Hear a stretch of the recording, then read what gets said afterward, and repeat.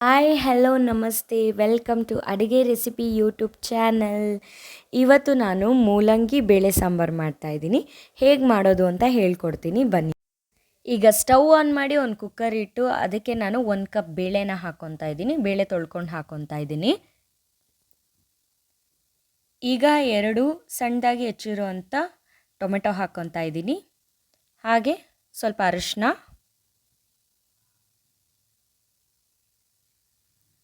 ರುಚಿಗೆ ಉಪ್ಪು ಹಾಕ್ಕೊತಾ ಇದ್ದೀನಿ, ಕಲ್ಲುಪ್ಪು ಹಾಕ್ಕೊತಾ ಇದ್ದೀನಿ.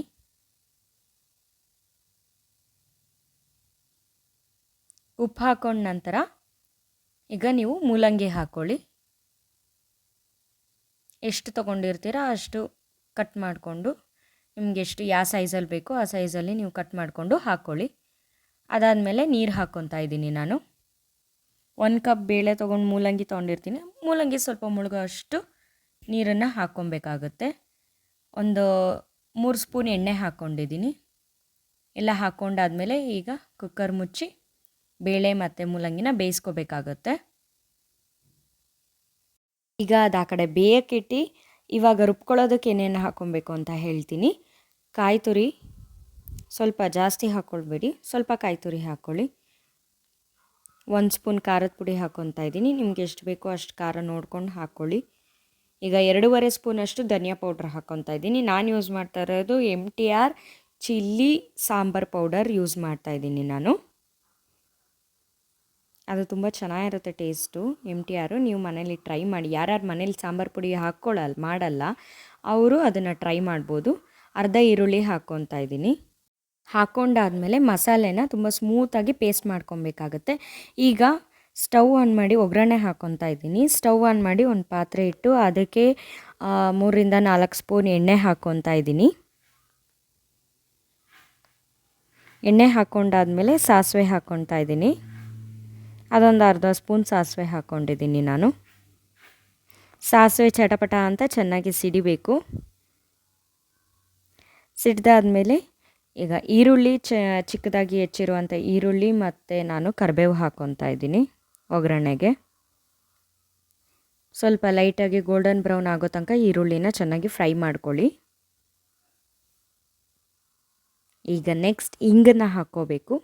ಹಿಂಗು ಡೈಜೆಷನ್ ಚೆನ್ನಾಗಾಗುತ್ತೆ. ಸ್ವಲ್ಪನಾದರೂ ಹಿಂಗೆ ಹಾಕ್ಕೊಳ್ಳಿ.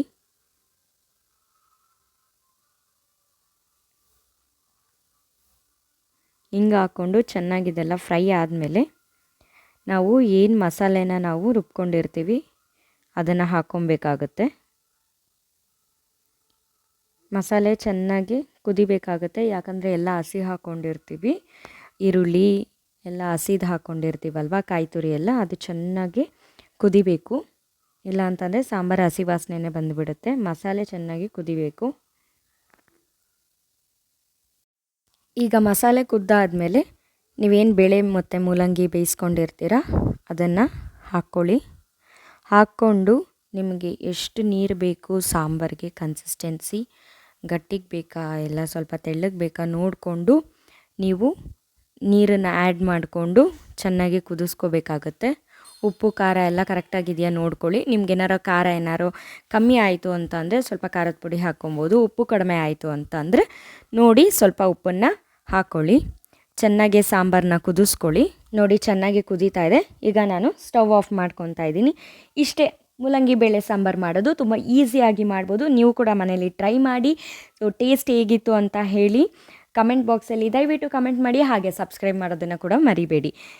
Thank you so much for watching this video. ಹೀಗೆ ನನ್ನ ವಿಡಿಯೋನ ಲೈಕ್ ಮಾಡಿ, ಶೇರ್ ಮಾಡಿ, ಕಮೆಂಟ್ ಮಾಡಿ, ಸಬ್ಸ್ಕ್ರೈಬ್ ಮಾಡಿ. Thank you so much.